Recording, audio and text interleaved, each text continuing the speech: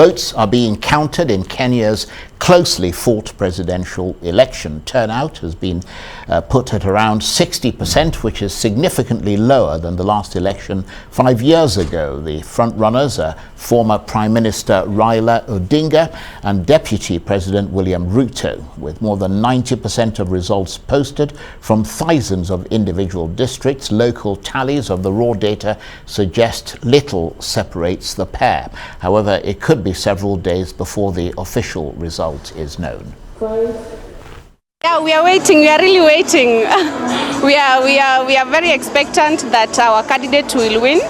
Personally, for the last 12 years, I've never voted, but this time round, I went to the vote because I wanted Mr. President, the fifth Ruto, to come on board. Let the leaders use the right way. If it is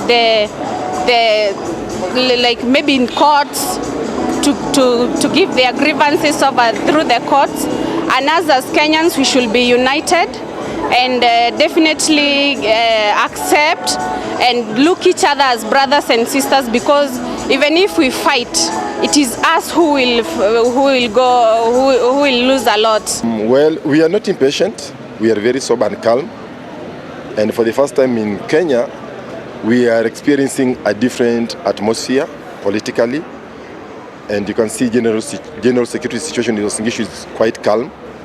There is no tension, and you can see some people have even opened their businesses, so everything is okay, and we are anticipating for the best, a win for Raila Amolo Odinga. Well, because of the two front runners, I know there might be tension kidogo too here and there, but the government is well prepared. Security personnel, I can see they are almost everywhere, so I don't see any tension, though I know there could be a bit of, could be a bit of tension here and there, especially in Uasin Gishu, but I know things will be well.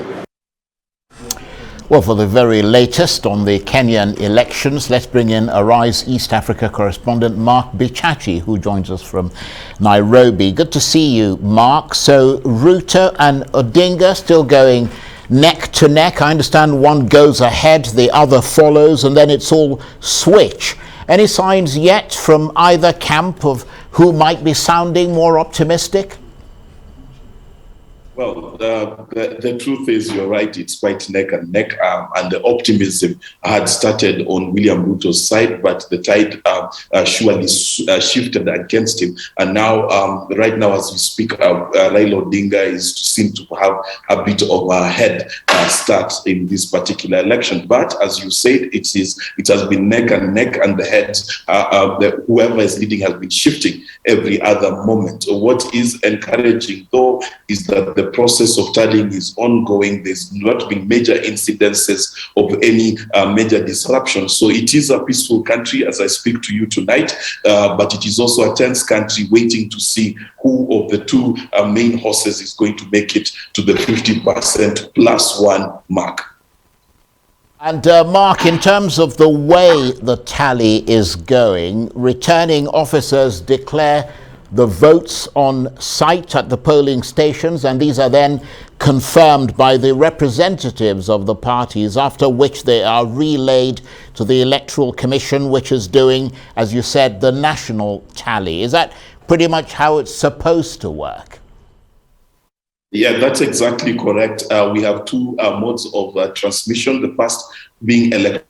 The electronic transmission is basically once the agents that are present there of the various parties confirm what is called the Form 34A, it is then transferred to the constituency tallying center for the creation of Form 34B. It is that Form 34B that is then also brought together with the Form 34As to the National Tallying Center in Karen at Bomas. This has happened. The Form 34As are almost 98% fully filled. From tomorrow, we should see Form 34Bs being filled. Then the process of tallying and confirmation using the presidential agents will start in earnest. And then we should probably in 2-3 days have the confirmation as to who is the winner based on the tallying of the Form 34A's confirmation and the tallying of Form 34B. And Mark, some areas of Kenya in the north hadn't completed voting by early today. Are they now done with the voting? Are now done. The results are being transmitted as we speak. I've just gotten word from Garissa town that they are almost done with that particular count. And then these results will be transferred to the National Tallying Center. I can tell you that the IEBC has received more than 98%. It's just about 2% that is remaining, and it's the tally that is now being undertaken. And I understand, Mark, that the overall turnout was pretty low at 60% or so compared to 2017 when you had close to 80%. I mean, what accounts for that lower turnout, do you think? Well, that's an interesting question, and it's $1 million question, because number one, this is an election that has still been as tribal as ever. It is an election that also comes at a point where people are looking at the cost of living and understanding how it is that they're going to navigate the next few years. So one would have expected a huge turnout. But my analysis tells me that it's because there was no boogeyman in this election. In previous elections, the large swaths of the electorate have gone to the polling station because they had been made to be very afraid of a certain character who had been demonized in their eyes, and they could not give it to them. The second analysis is that perhaps the person of Raila Odinga and William Ruto not coming from the dominant Kikuyu tribe in Kenya also led to the fact that a lot of the Mount Kenya vote did not show up to vote. So these are my two main analyses concerning this particular issue. I just think this is an election that did not have a boogeyman. There was no one that the nation was particularly afraid of, and therefore they did not show up to vote en masse. Now, this also means that there's a huge chunk of the electorate that just did not think that these candidates were going to make any big difference at all in their lives, and that's why they chose to vote as they did.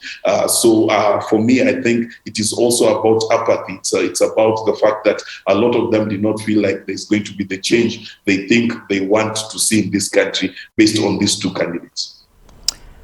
And that's analysis that's well worth its weight. Mark, thanks very much indeed. Mark Bichachi is Arise East Africa correspondent, and he was talking to me there from Nairobi.